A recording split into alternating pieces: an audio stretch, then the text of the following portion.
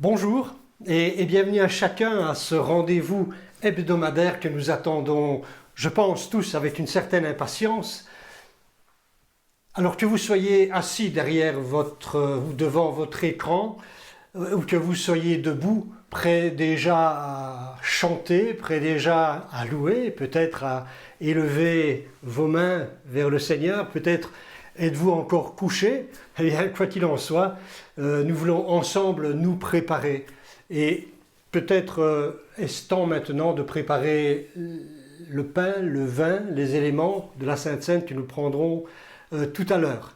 Voilà, prêt à passer 90 minutes en compagnie de tous ceux qui ont organisé ce culte, de tous ceux qui vont participer les uns après les autres. Et nous voulons particulièrement nous réjouir de celui qui nous accompagne, à savoir Dieu le Père, mais aussi Dieu le Fils et Dieu le Saint-Esprit.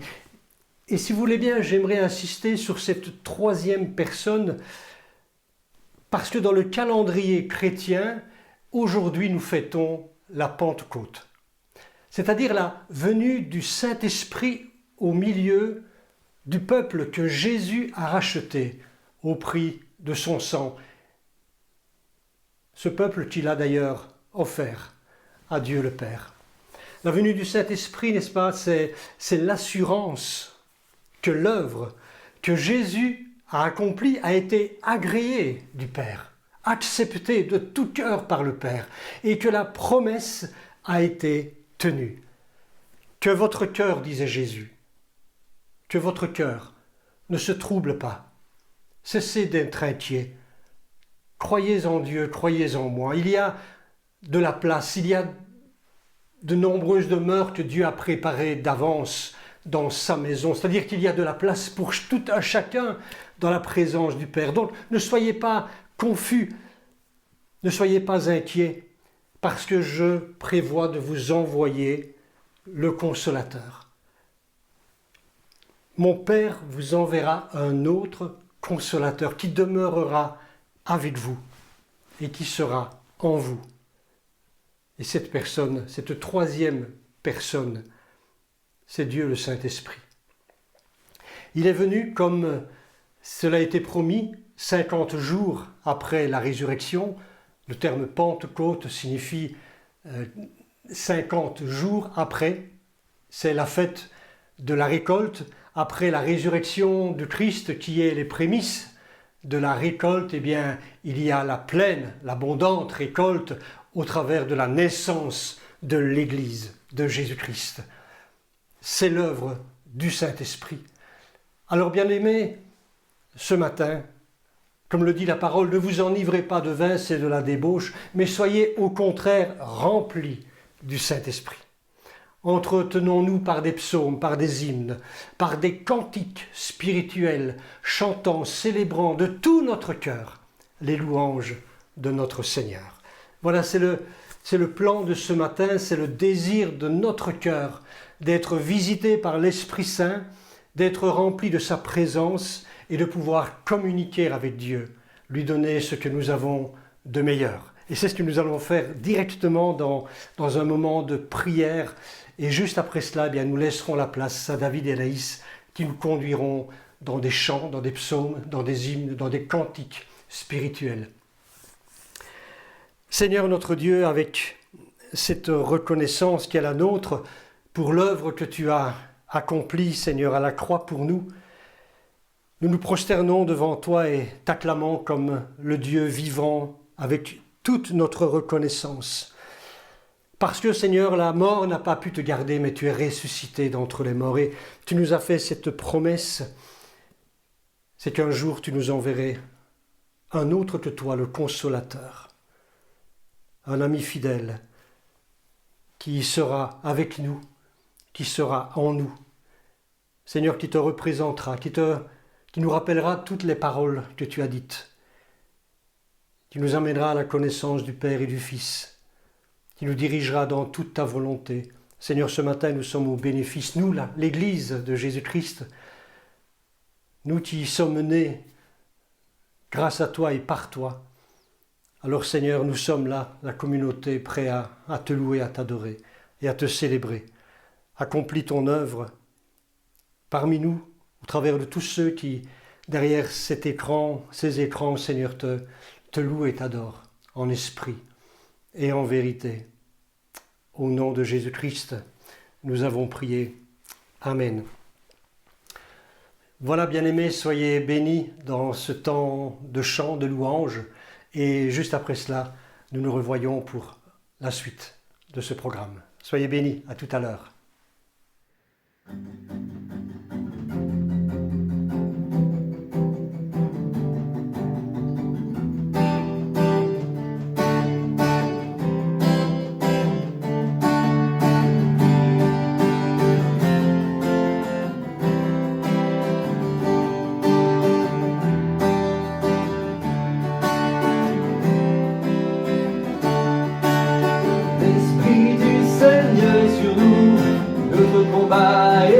De Dieu, il est au milieu de nous, en nous, pour nous.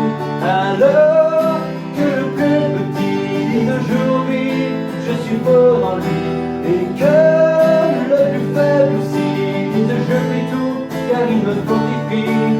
Je puis tout, car il me fortifie. Sur nos fronts un nom glorieux, à nos côtés une puissante armée nous donne de triompher en lui, pour lui.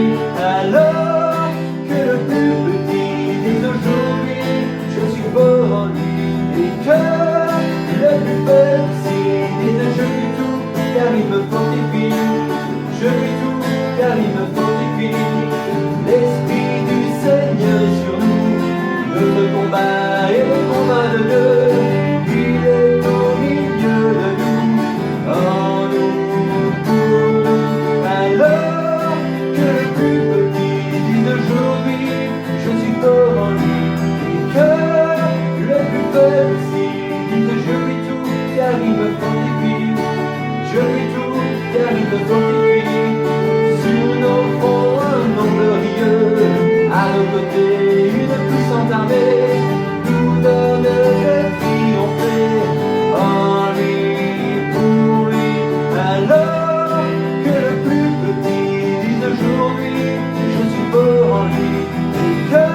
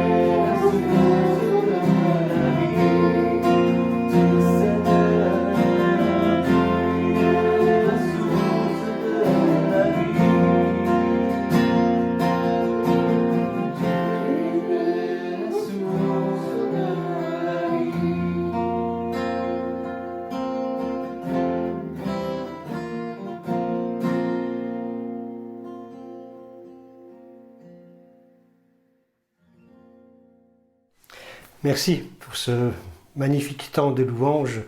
Je n'ai que gratitude par rapport à tout le travail que vous accomplissez semaine après semaine pour que nous puissions avec vous participer à ces chants qui nous élèvent d'ailleurs. Hein. Dieu est bon et sa fidélité dure à toujours. Alors j'aimerais les enfants qu'avec moi aussi et vos parents vous répétiez cette simple phrase. Dieu est bon et sa fidélité dure à toujours. Ensemble, Dieu est bon et sa fidélité dure à toujours. Voilà, c'est votre moment maintenant. Profitez-en bien et soyez attentifs. As-tu déjà entendu parler de la deuxième, de la troisième ou de la quatrième dimension, ou appelée aussi la 2D, la 3D, la 4D? Si tu ne sais pas, je vais t'expliquer. La deuxième dimension, c'est-à-dire qu'il y a deux dimensions. Il y a une largeur et il y a une hauteur, comme les dessins. Voilà. La 3D, c'est ce qui aura trois dimensions, la largeur, la hauteur et la profondeur. C'est comme un jouet, un objet que tu peux prendre en main. Il y a aussi la 4D. C'est un petit peu comme la troisième dimension, sauf que tu rajoutes une dimension qui est celle des sens. Comme par exemple, tu as certainement déjà été dans une attraction où tu rentres dans une petite salle de cinéma et pendant le dessin animé, tu reçois des petites gouttes de pluie ou alors ton siège qui bouge. Ça, c'est la quatrième dimension. Et nous, les humains, c'est comme ça qu'on voit, qu'on perçoit les choses. Et savais-tu que les animaux, pratiquement tous les animaux, n'ont pas la même dimension que nous et ne voient pas les choses comme nous voyons. Le serpent détecte la chaleur et cette chaleur a une couleur pour pouvoir repérer ses proies. L'aigle peut voir à une distance d'1,5 km et il peut voir de très près. Nous ne voyons qu'un champ, alors que lui peut voir la souris qui se trouve dans ce champ. Les chats voient 6 fois mieux que nous dans l'obscurité. Presque tous les animaux ont une façon différente de voir les choses parce qu'elle est adaptée à leur vie. Pour chasser, pour se protéger, pour être plus fort, pour être plus puissant. Et je me pose une question. Si les humains et les animaux ont une façon de voir les choses différemment, alors Dieu aussi doit voir les choses différemment que nous. Ce qui nous paraît impossible, mais c'est possible pour Dieu.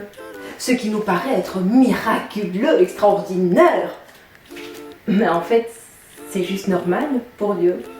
Ce qui nous paraît être énorme, une grande épreuve, de grands problèmes. Mais en fait, pour Dieu, c'est peut-être petit. Mais comment faire alors pour le comprendre? Comment faire pour comprendre Dieu? Il est écrit dans Actes 1, 8. Mais le Saint-Esprit descendra sur vous et vous recevrez sa puissance. Vous serez mes témoins partout dans le monde. Mais si on dit qu'on reçoit sa puissance, on ne reçoit pas un morceau de sa puissance. On ne reçoit pas non plus une petite puissance qui va... Après, on va recevoir un autre morceau de puissance et puis encore un autre morceau et puis finalement, on va avoir beaucoup de puissance. Non, c'est pas ça. On l'a reçu pleinement. On a reçu toute la puissance du Saint-Esprit. Il est écrit dans la Bible qu'il faut que ce Saint-Esprit croisse et que moi je diminue. Pour ça, ça veut dire qu'il faut que le Saint-Esprit grandisse en moi. Et plus il va prendre de la place, et moi j'aurai de la place. Mais c'est tant mieux, parce que ça veut dire comme ça que le Saint-Esprit qui va grandir.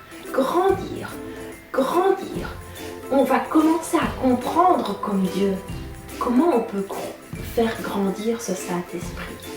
Eh bien, tout simplement en lisant sa parole, la parole qui est la Bible. C'est ça la clé. Et ça fait déjà un bon moment maintenant, plus d'un mois qu'on le répète. La Bible, les enfants, c'est une des clés les plus importantes pour croître, pour grandir avec le Saint-Esprit. Je te propose cette fois-ci de dessiner une Bible et que cette Bible représente la parole de Dieu. Et n'oublie pas cette petite chanson qui dit « Lis ta Bible, prie chaque jour si tu veux grandir. » À toi. Bonjour à tous, j'espère que vous allez bien. Voici venu le moment de prendre le repas du Seigneur. J'aimerais partager un texte avec vous qui m'a parlé lors de la préparation de ce moment. C'est dans Matthieu 18, 23 à 35.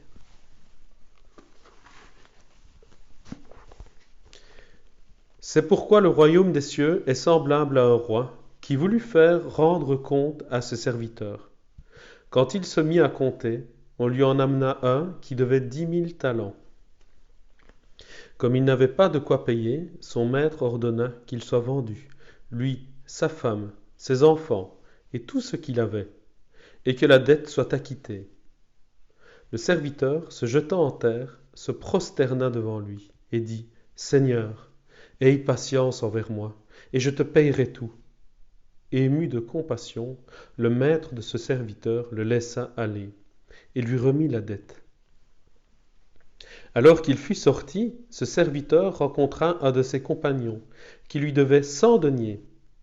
Il le saisit et l'étranglait en disant « Paye ce que tu me dois. » Son compagnon, se jetant en terre, le suppliait, disant « Aie patience envers moi, et je te payerai. » Mais l'autre ne voulut pas, et il alla le jeter en prison, jusqu'à ce qu'il aille payer ce qu'il devait. Ses compagnons, ayant vu ce qui était arrivé, furent profondément attristés, et ils allèrent raconter à leur maître tout ce qui s'était passé.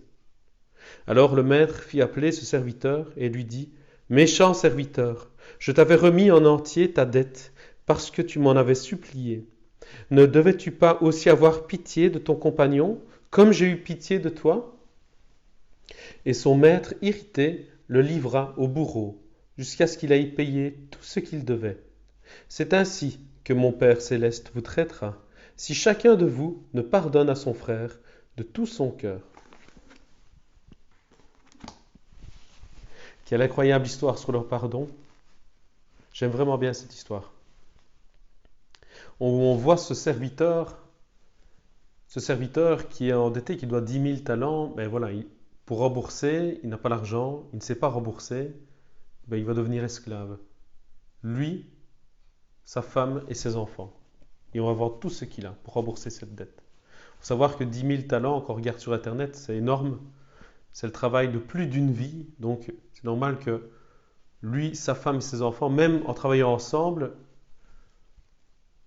est-ce qu'ils pourraient rembourser cette dette? On se pose la question. Donc, entre guillemets, c'est une dette qu'il ne peut rembourser. Donc, du coup, on voit ce serviteur qui, devant le maître, qui supplie ce maître et qui se prosterne devant lui. Mais je travaillerai toute ma vie pour ça. Et ce maître, ému de compassion pour ce serviteur, décide de lui enlever sa dette. Il l'ôte, il la supprime. Et du coup, ce serviteur, il devient libre. Libre parce que, en plus de la dette qui est enlevée, il n'aura même pas à travailler toute sa vie pour la rembourser. Il y a de quoi vraiment être heureux. Hein? Plus loin, on voit que ce serviteur rencontre un compagnon. Et ce compagnon lui doit de l'argent aussi. Lui doit 100 deniers. 100 deniers, ça représente plus ou moins 100 jours de travail, en regardant sur Internet. Mais le serviteur, lui, il le veut maintenant, l'argent. Et donc, du coup, il envoie son compagnon en prison. Il ne remet pas la dette à son compagnon. J'aimerais faire un lien avec notre vie actuelle et cette histoire. Dieu a remboursé une dette qui ne peut pas être remboursé dans notre vie en général. Il a remboursé la dette. Il a effacé cette dette de nos péchés. Même en travaillant toute notre vie, devant le poids de nos péchés, on ne pourrait pas rembourser cette dette. Et Dieu l'a remboursée parce que nous sommes venus vers lui. Nous lui avons demandé pardon. Nous lui avons demandé pardon. Il a ôté cette dette. Et j'aimerais faire le lien aussi sur la deuxième partie. Sur cette partie où c'est parfois compliqué. Il y a des gens qui nous offensent et Pierre posera la question à Jésus juste un petit peu avant, quelques versets avant. Il demandera à Jésus, jusqu'à combien de fois devrais-je pardonner à mon frère? Jusqu'à 7 fois? Jésus lui dira, jusqu'à 77 fois 7 fois. Ça veut dire tu lui pardonneras, tu n'arrêteras pas de lui pardonner. Parce que Dieu nous a enlevé cette dette pour la vie. Faisons de même pour tous ceux qui sont autour de nous. Agissons comme Jésus l'a fait pour nous. J'aimerais prendre ce temps pour prier. Seigneur Jésus, merci pour ce cadeau que tu nous as fait. Merci pour cette grâce, Seigneur. Merci pour avoir effacé cette dette, cette ardoise, Seigneur, qui était si lourde qu'on ne pouvait pas rembourser, Seigneur. Merci d'avoir effacé cette ardoise. Je veux bien te remettre ces emblèmes entre tes mains, Seigneur. Je te demande de les bénir. Tu nous vois tous ensemble, rassemblés en ton nom, Seigneur Jésus. Nous ne formons qu'un par toi, Seigneur Jésus. Bénis ton Église, Seigneur Jésus. Amen.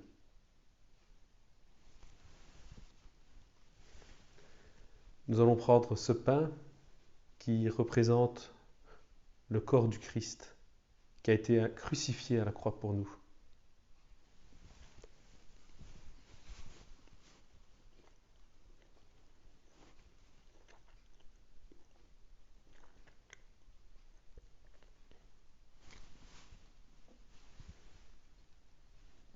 Nous allons prendre ce vin qui symbolise le sang que Jésus a versé pour nous laver de nos péchés.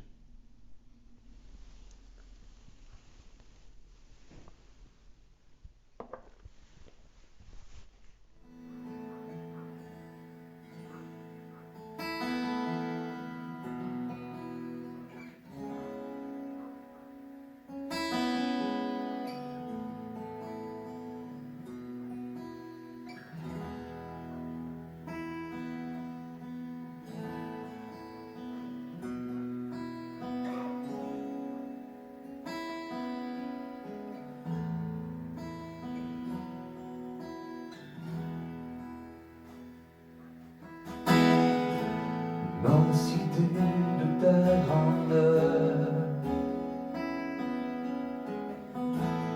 montre que je ne suis rien. Quand tu façonnais la terre, j'étais déjà près de ton cœur. Tu m'aimais avant que je sois. Et pour moi tu as tout donné. Toi seul pouvais me libérer. C'est pourquoi je veux t'adorer. Toi seul est digne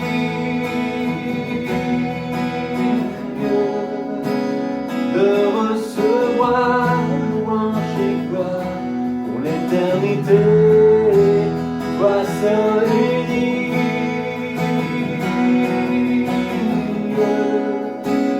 de recevoir louange et gloire pour l'éternité.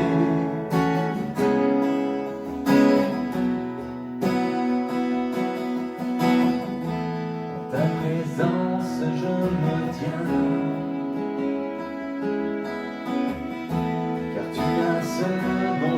besoin. La joie, la vie et le bonheur sont dans tes pas, oui mon sauveur, toi seul est digne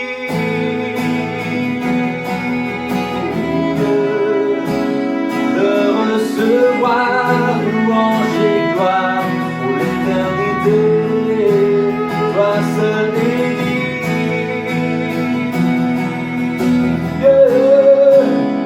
de recevoir louange et gloire pour l'éternité. Toi seul est digne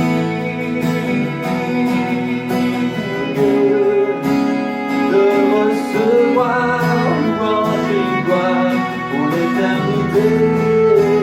Toi seul est de recevoir louange et gloire pour l'éternité.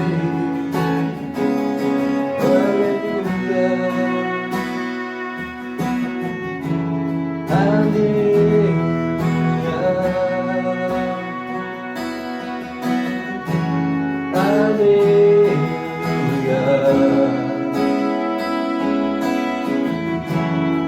Alléluia.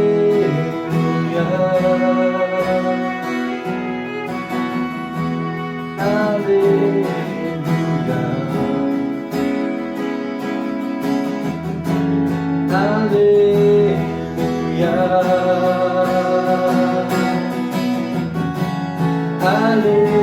Alléluia. Toi seul est digne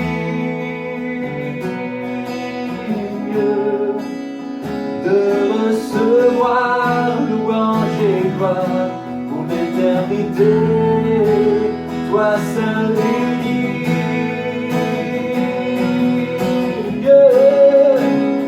de recevoir louange et gloire pour l'éternité. Toi seul est digne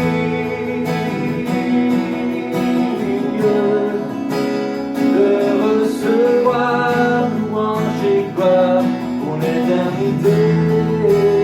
Toi seul est digne, toi seul est digne de recevoir louange et gloire pour l'éternité. De recevoir louange et gloire pour l'éternité. De recevoir louange et gloire pour l'éternité.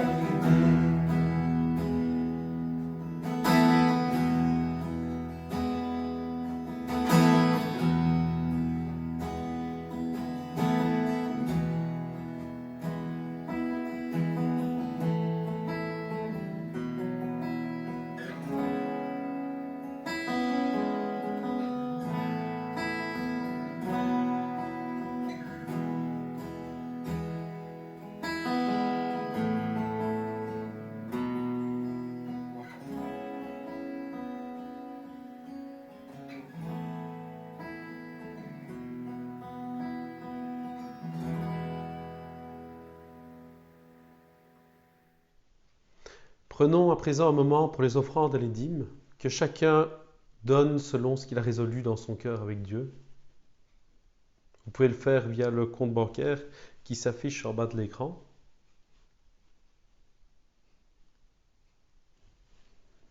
Prions quelques instants. Seigneur, c'est toi qui pourvois. C'est toi qui nous as tout donné, Seigneur Jésus. On te remet ces offrandes entre tes mains et on te demande de les bénir. Bénis les responsables qui vont utiliser ces offrandes, qu'ils puissent le faire en toute sagesse, Seigneur Jésus. Pour l'avancement de ton royaume, bénis notre Église, Père. Gloire à toi. Amen. Bienvenue, chers frères et sœurs, à ce rendez-vous autour de la parole de Dieu.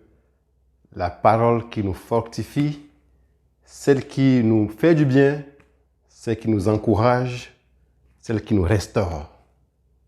Je vous souhaite d'ores et déjà une joyeuse fête de Pentecôte, ce qui n'est même pas un détail. C'est un grand jour pour nous les chrétiens. Sans plus tarder, nous allons incliner nos têtes et confier ces moments à Dieu.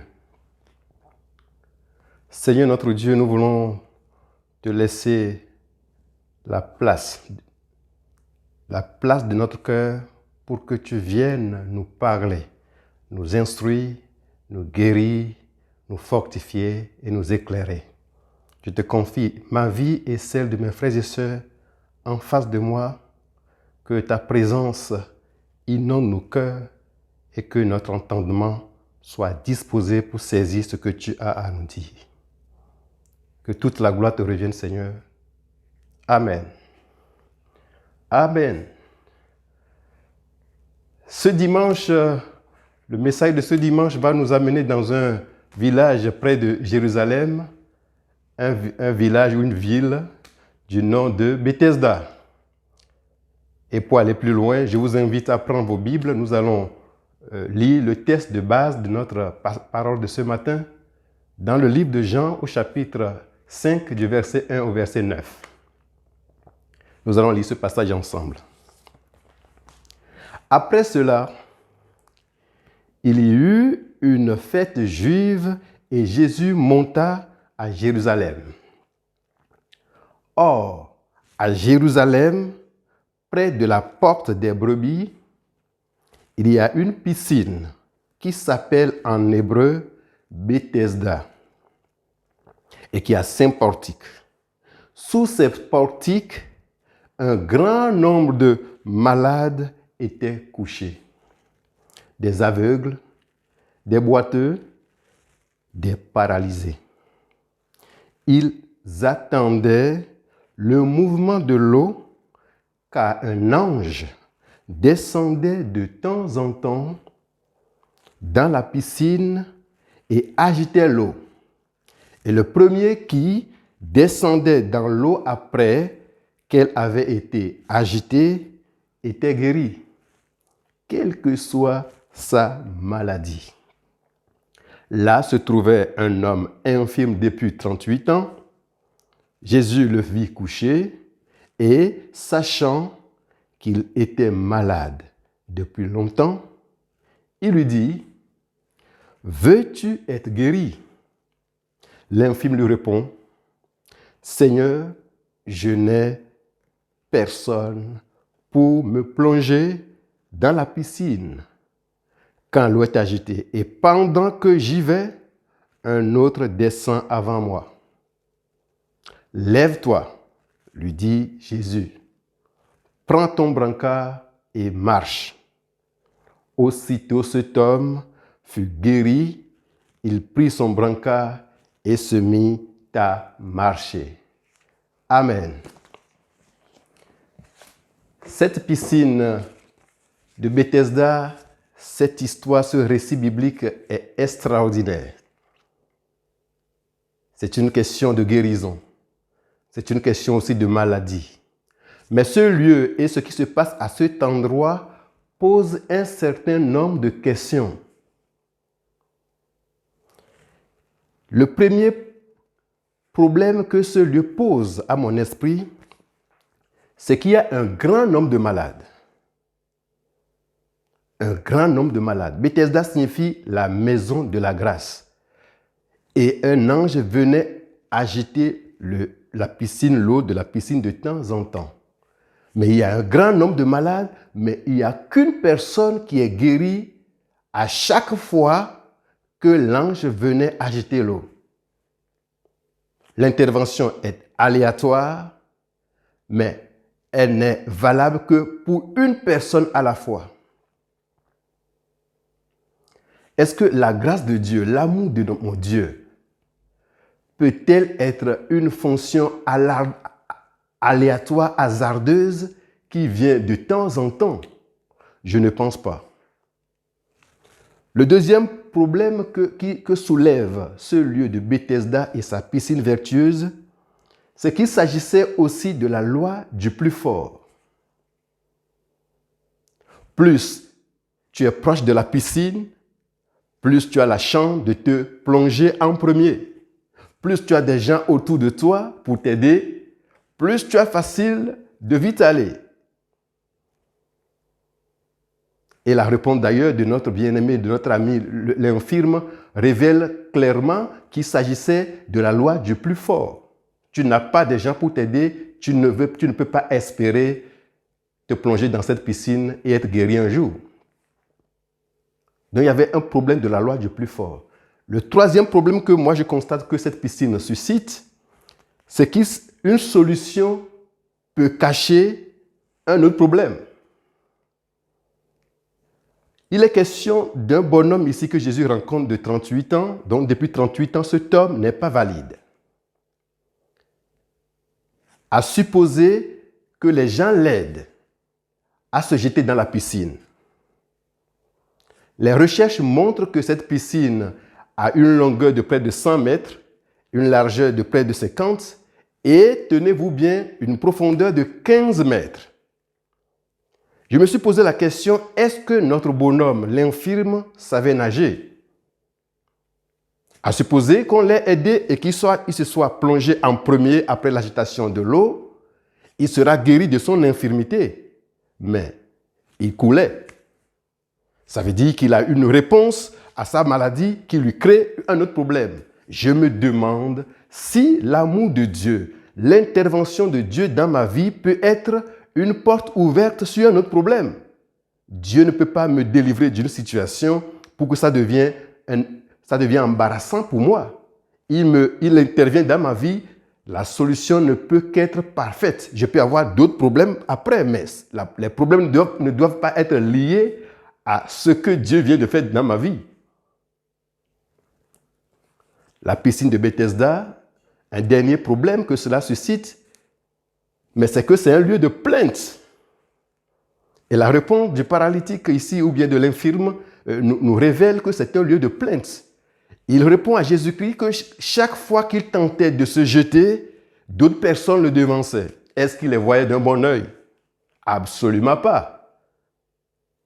Est-ce qu'il les appréciait? Non. Bethesda, c'était un lieu de chacun pour soi, où chacun se débrouillait, où les gens se regardaient méchamment parce que c'est toi qui m'as brusqué et je n'ai pas pu me jeter à temps, c'est toi qui m'as devancé, parce que notre bonhomme voyait des gens se jeter en premier, des gens guéris, mais lui ne guérissait pas. Il ne voyait pas les autres d'un bon œil. C'était un lieu de plainte, un lieu de frustration.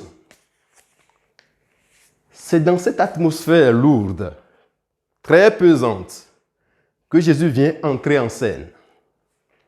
Jésus s'approche de ce bonhomme, et se met à lui parler.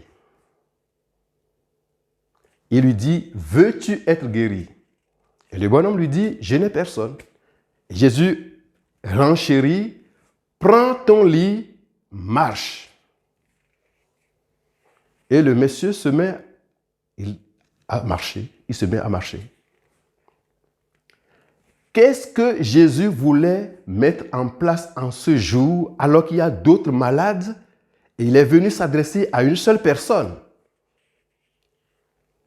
Il n'était pas question forcément, le but fondamental de Jésus, ce n'était pas de guérir forcément physiquement ce monsieur. Il y a une dimension spirituelle réelle que Jésus veut mettre en place à cet endroit en ce jour. C'est pourquoi je donne à ce message comme thème une autre dimension.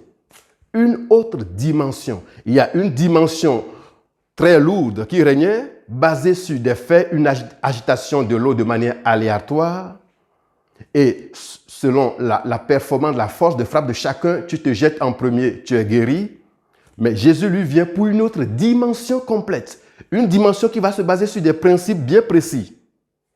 Premier principe, Jésus va exercer la proximité avec la personne, une relation personnelle. Donc le premier principe de cette autre dimension que Jésus veut prophétiquement mettre en place est basé sur la relation personnelle. L'ange qui venait agiter l'eau ne cherchait pas à savoir qui vient d'où et qui fait quoi. Et il ne se faisait pas connaître. Il venait incognito agiter l'eau. Tant mieux pour celui qui s'est jeté le premier. Mais Jésus lui vient s'approcher d'une personne se met à communiquer avec cette personne, une relation personnelle privilégiée avec la personne. Deuxième principe de cette autre dimension que Jésus est en train de mettre en place, c'est un principe basé sur le verbe, sur la parole. Jésus ne s'est pas simplement approché du monsieur pour lui toucher l'épaule. Non, Jésus a commencé par lui parler. Mais pas des paroles stériles, mais la parole vie, la parole esprit, la parole puissance. C'est cette parole qui est venue rencontrer ce monsieur et personne ne lui a dit, écoute, tente un peu, voici, tu peux te mettre debout, essaye un peu, non. La grandeur et la puissance de cette parole vie qui vient rencontrer ce monsieur est tellement forte que ce monsieur a compris qu'il devait se mettre debout. Il n'a pas réfléchi. Il s'est mis debout. La parole vie. C'est cette même parole. Souvenez-vous dans Jean chapitre 1 verset 1. C'est de la même parole qu'il est question. Lorsque la Bible dit « Au commencement était la parole, et la parole était avec Dieu, et la parole était Dieu, et toutes choses ont été créées par elle, et que rien de ce qui a été créé n'a été créé sans elle », il est question de la même parole. Elle crée tout, cette parole puissance, cette parole esprit. C'est cette même parole qui était au commencement dans Genèse, chapitre 1, verset 2, lorsqu'il est écrit que la terre était informe et vide, et les ténèbres couvraient l'espace de la terre.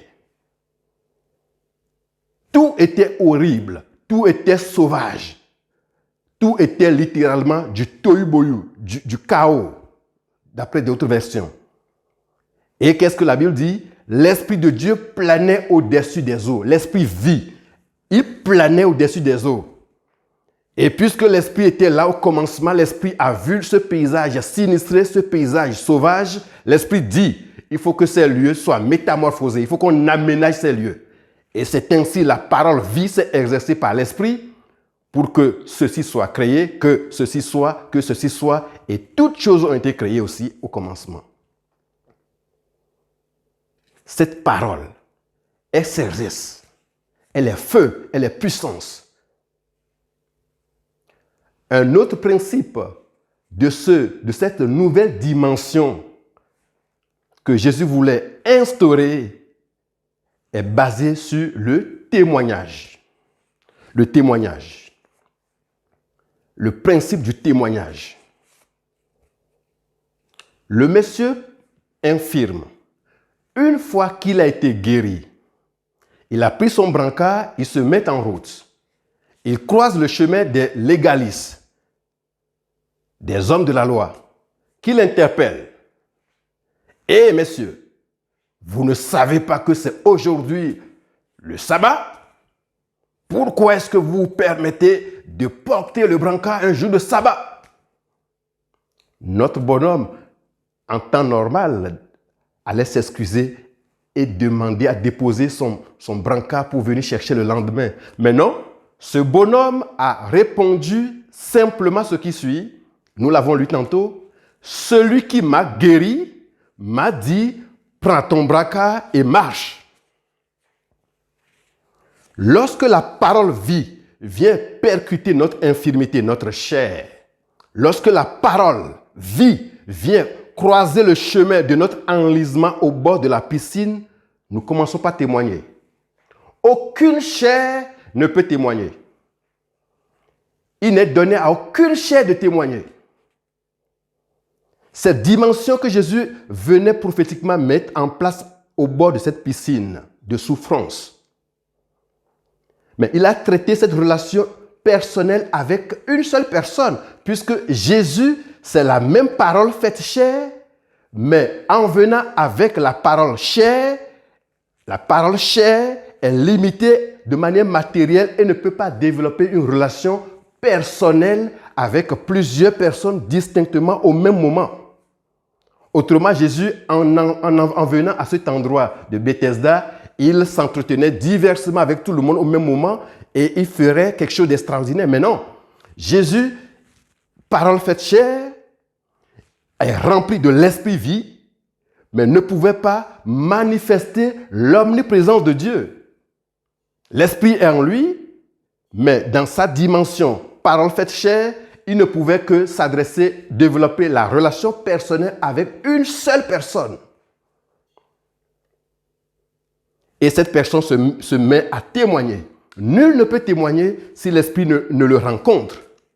C'est pour cela que les disciples qui ont marché avec le Seigneur, qui ont vu des miracles sur des miracles, ils ont vu l'eau transformée en vin, ils ont vu le paralytique guéri, ils ont vu l'aveugle Bartimée guéri, ils ont vu Lazare qui est mort des jours plus tôt ressuscité. Ils ont vu Jésus s'entretenir avec la femme samaritaine et a transformé sa vie. Ils ont vu Jésus parler à la tempête et la tempête a obéi.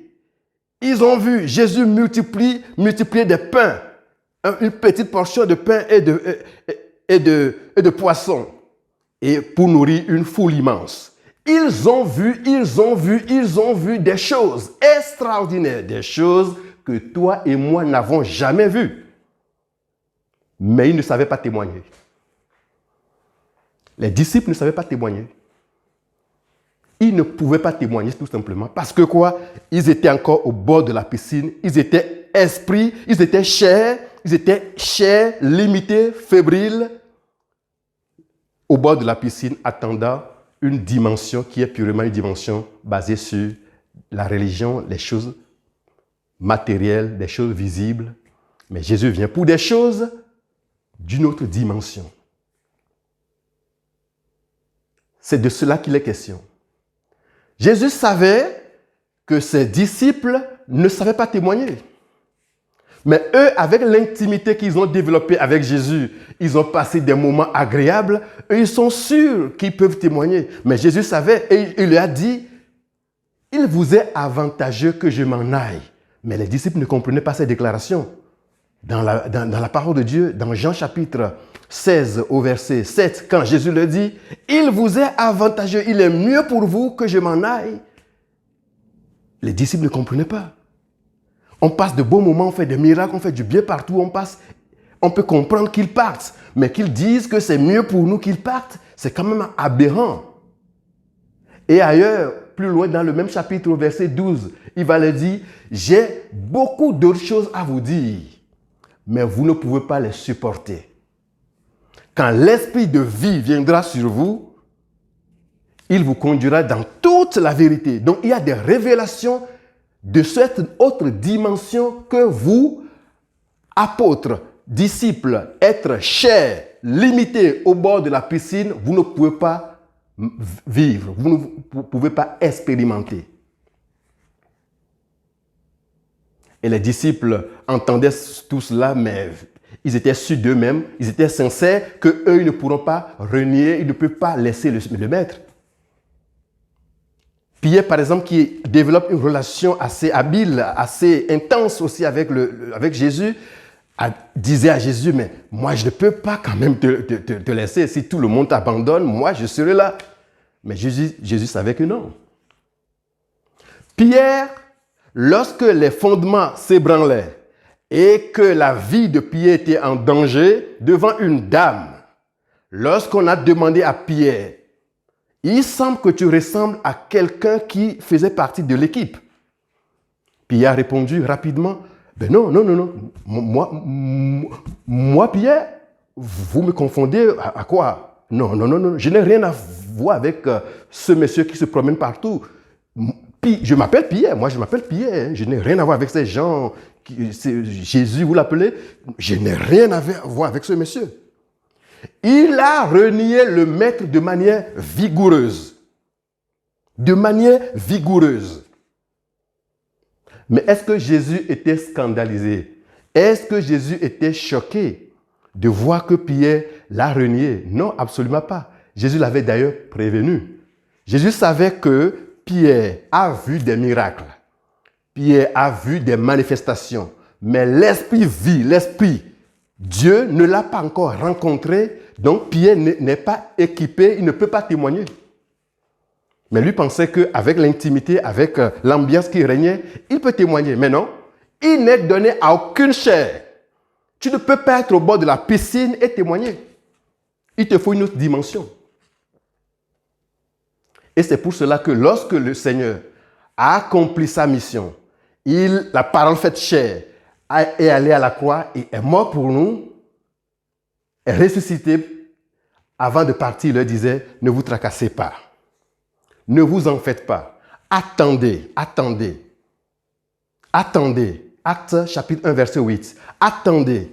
Lorsque je serai allé, je vous enverrai l'Esprit.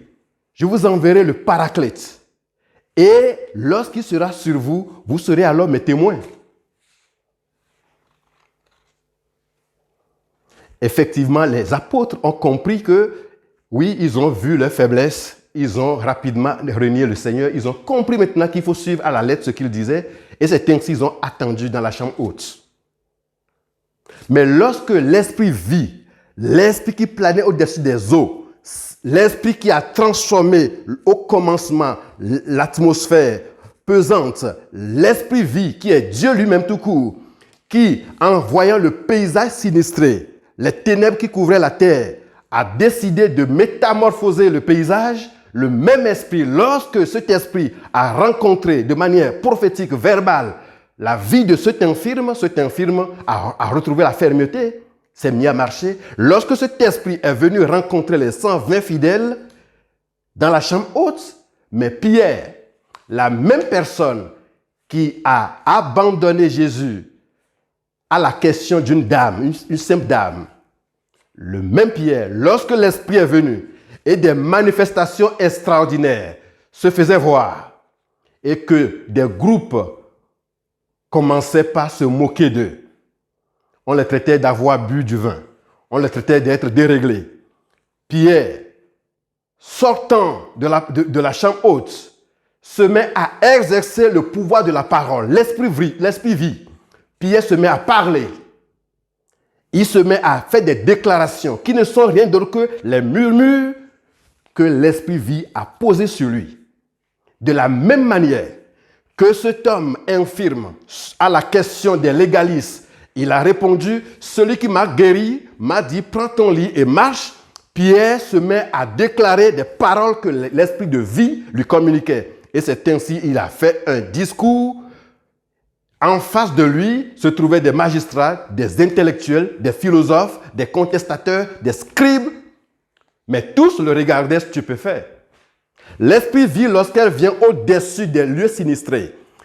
Lorsque l'Esprit vit, vient au-dessus des lieux abandonnés, vient au-dessus des murs, des montagnes, rien ne peut lui résister parce que c'est l'Esprit vit, Dieu tout court, qui était au commencement. C'est ainsi que la parole puissance a commencé par se manifester. Nous ne pouvons pas témoigner sans l'Esprit de vie. Et c'est ce que Dieu a compris très, très tôt et il a fait parler par le biais de Joël. En ces derniers temps, j'enverrai mon esprit sur toute chair. Sur toute chair. Ce ne sera pas ce ne sera pas à un endroit, ce ne sera pas lié à une personne, à un groupe. Sur toute chair.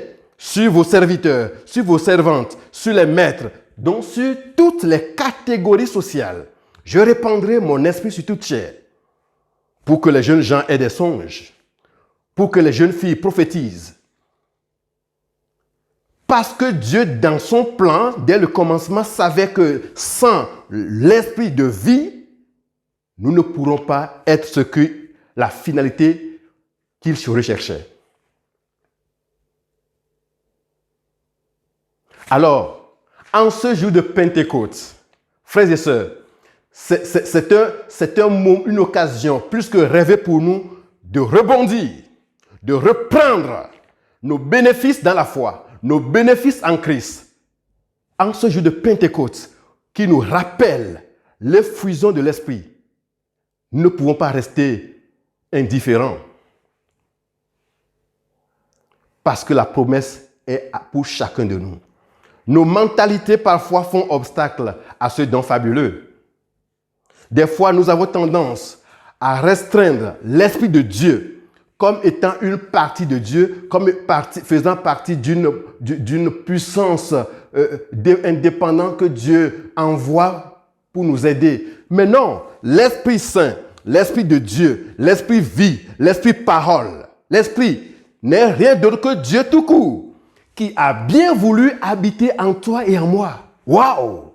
L'Esprit de la création, l'Esprit qui était au commencement, qui ne tremble pas devant les désastres.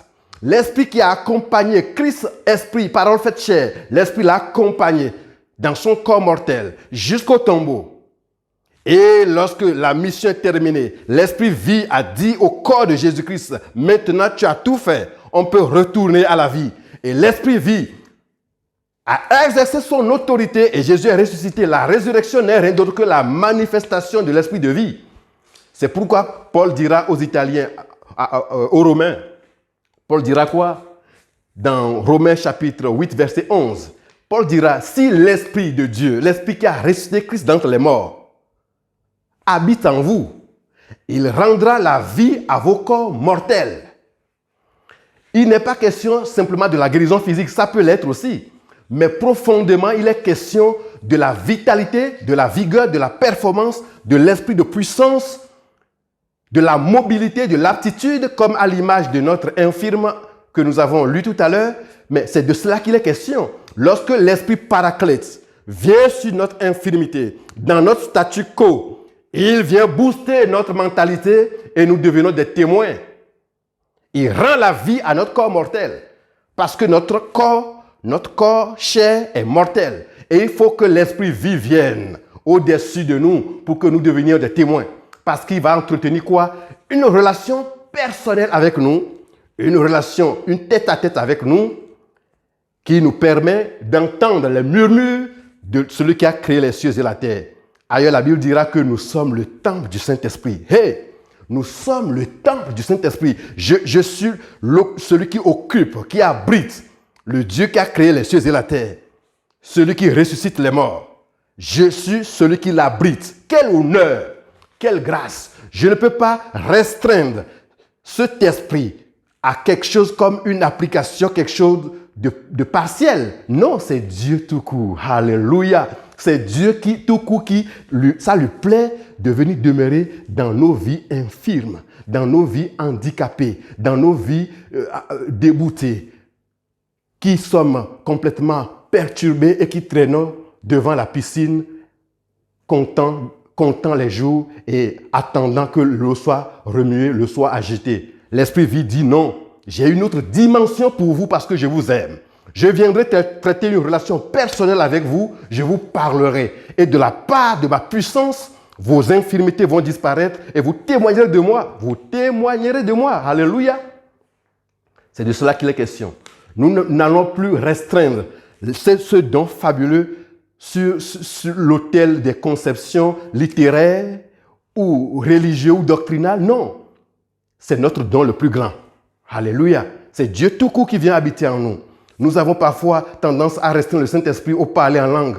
Quand on parle du Saint-Esprit, c'est le parler en langue. Le Saint-Esprit, qui est Dieu tout court, peut-on le réduire au parler en langue?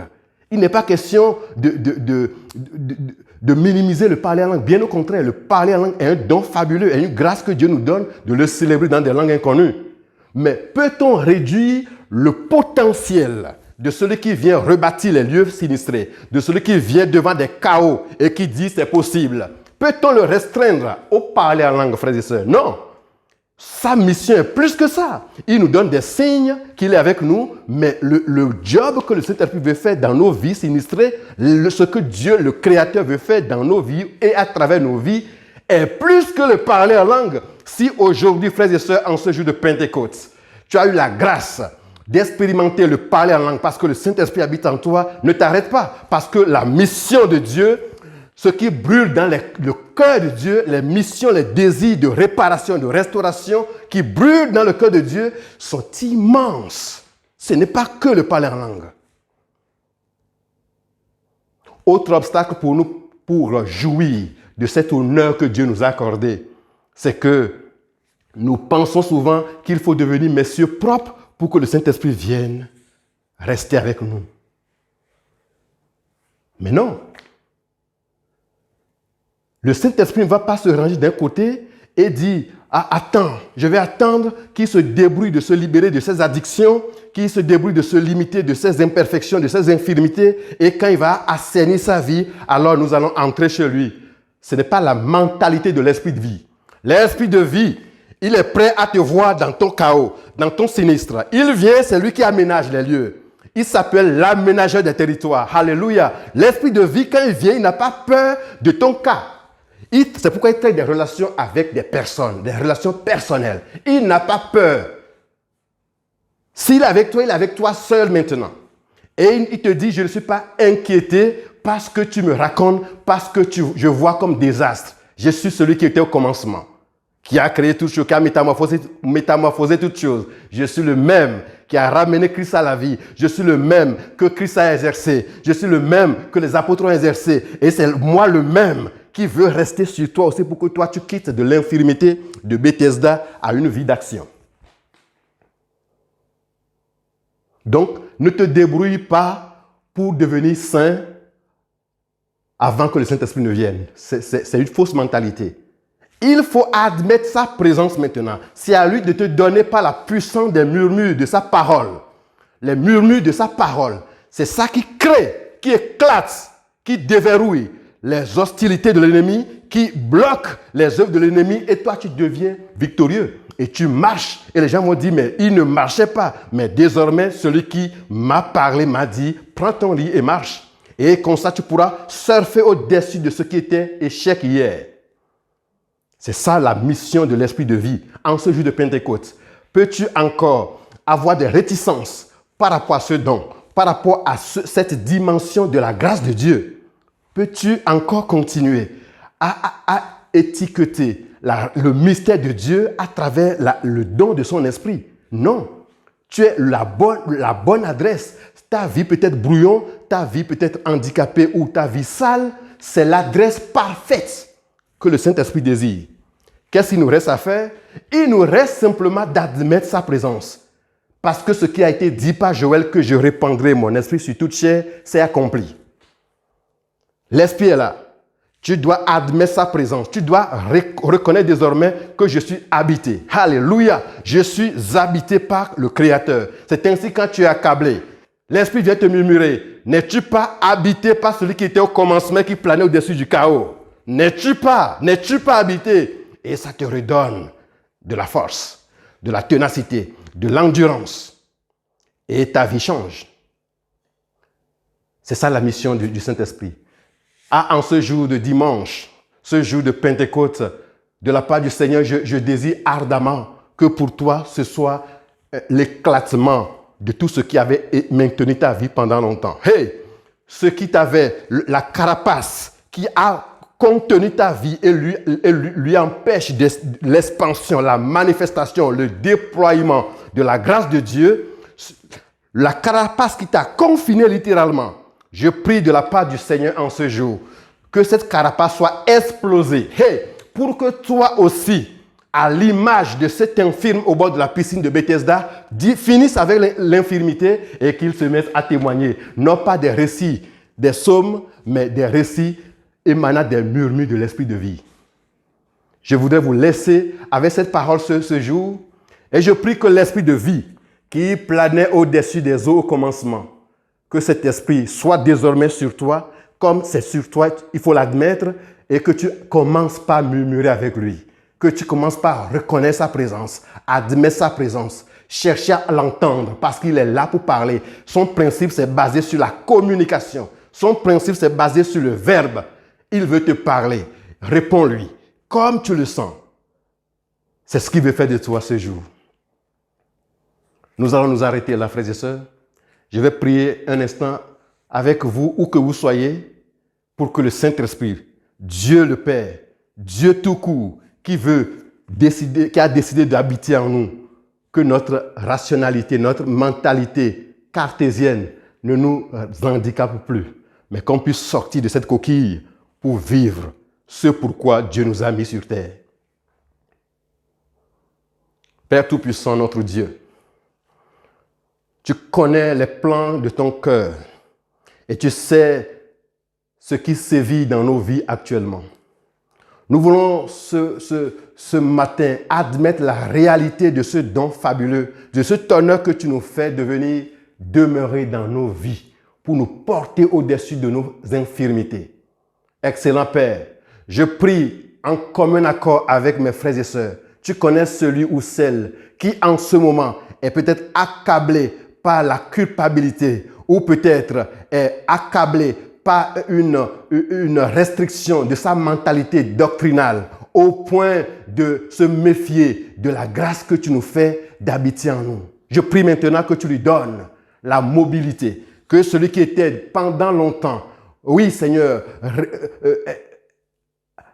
au bord de cette piscine, ne sachant quoi faire, débouté, je prie maintenant que la page soit tournée et que la victoire lui soit accordée afin que les témoignages vivants soient le partage de ton Église, de ton peuple que nous formons, que la vie soit répandue. Et puisque nous parlons de ta puissance, celui ou celle qui en ce moment est rongé par une maladie ou une autre, nous avons confiance que l'esprit vie qui vient dans nos corps a aussi le désir et le mandat de nous restaurer.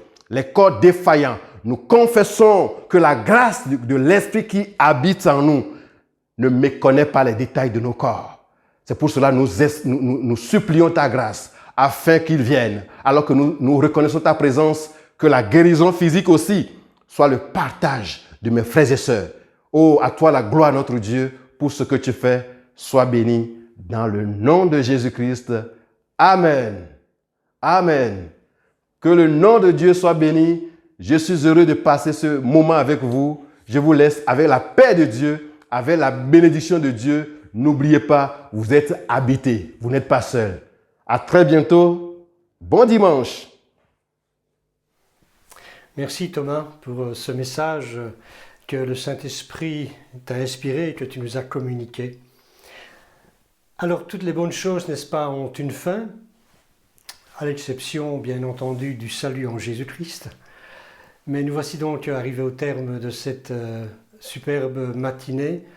Ensemble, nous allons entendre de nouveau le groupe de louanges et juste après cela, il y a une surprise qui vous attend. Alors ne nous quittez pas trop vite.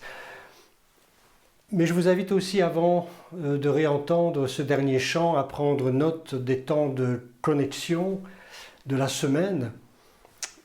Ils vont défiler d'ailleurs sur votre écran. Dès demain matin à 10h, connexion prière avec Antoine. Je vous rappelle aussi mardi à 10h, avec moi, nous allons au cœur de la Bible pour méditer le livre de Samuel. Jeudi à 19h30, un temps de connexion prière en live avec Jean-Pierre et Coco. Et vendredi, un temps que nous attendons tous, les petits, mais aussi les grands, connexion enfants avec Espace Vie. Je vous rappelle que si vous souhaitez donc être informé de l'arrivée des prochaines vidéos, il vous suffit de vous abonner à notre chaîne YouTube comme indiqué sur votre écran et n'hésitez pas également à consulter notre page Facebook Église Pleine Vie Flémal. Je vous souhaite une excellente journée, un bon dimanche, une bonne fête de Pentecôte et je vous rappelle que juste après ce chant, il y a une surprise aussi pour vous.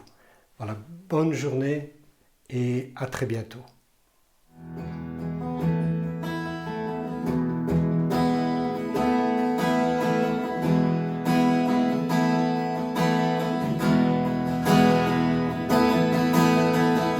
Je sais qu'il sauve mon âme, son sang couvre mon péché, je le vois.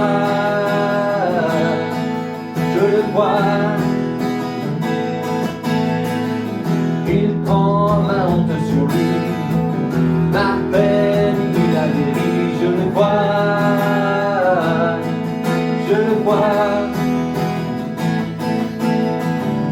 Je lève ma bannière, oh, car mon Dieu a vaincu la mort, mon rédempteur vit, mon rédempteur vit, mon rédempteur vit, mon rédempteur vit, mon rédempteur vit, mon rédempteur vit, mon rédempteur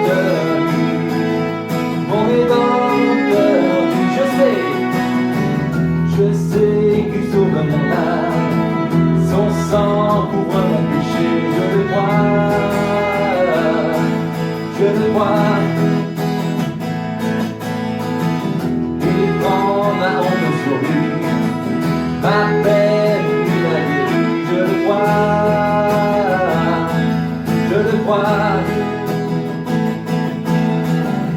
Je lève ma bannière, oh, car mon Dieu a vaincu la mort, mon rédempteur vit, mon rédempteur vit, mon rédempteur vit, mon rédempteur vit, mon rédempteur vit, mon rédempteur vit, mon rédempteur vit, mon rédempteur vit. Il prend mes fardeaux, m'amène à lui. Dans ce sommet des montagnes, j'attends son retour.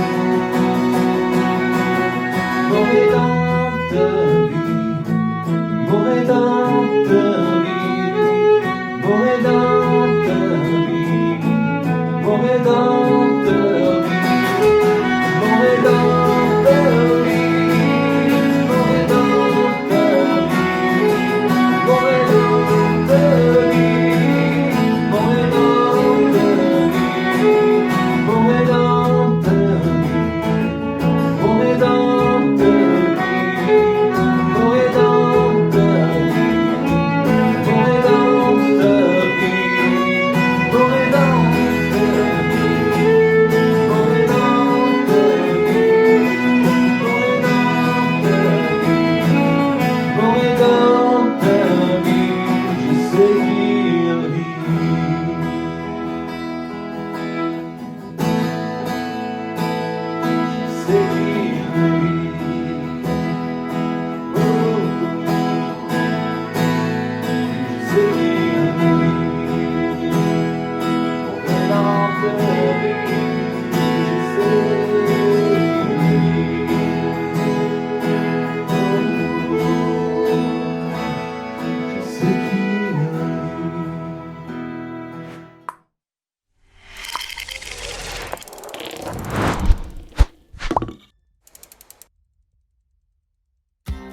Bonjour tout le monde, je me réjouis de vous revoir, à bientôt, bisous.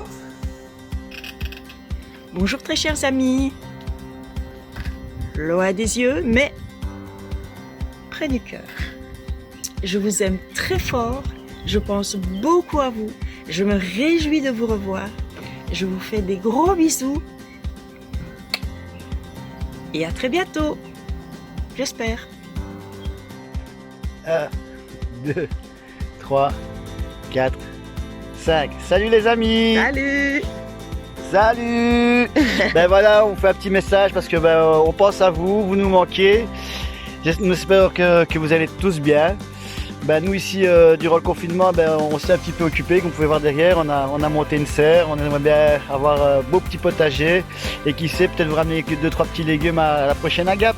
Alors on vous embrasse fort, on pense à vous et que Dieu vous bénisse. Gros bisous! On voit les montagnes. Allez, bonjour! Bonjour tout le monde. Je suis mieux là que là. Et bonjour Nadine. Ah ben alors ça va. Bonjour Voilà madame. Nadine, voilà, bonjour Nadine. Coucou tout le monde. Un petit coucou Voilà, de petit coucou Nadine et des de Trix. Madeleine. On va bien, tout va bien et voilà, on vous remet des gros bisous, vous nous manquez beaucoup. Voilà. Alors on a fait cette vidéo exprès pour vous. Ah, ça c'est bien fait. Bisous à tout le monde. C'est quoi? Je suis contente, c'est guéri. Bonjour tout le monde, je suis à balade aujourd'hui avec Chantal. J'espère que tout le monde va bien.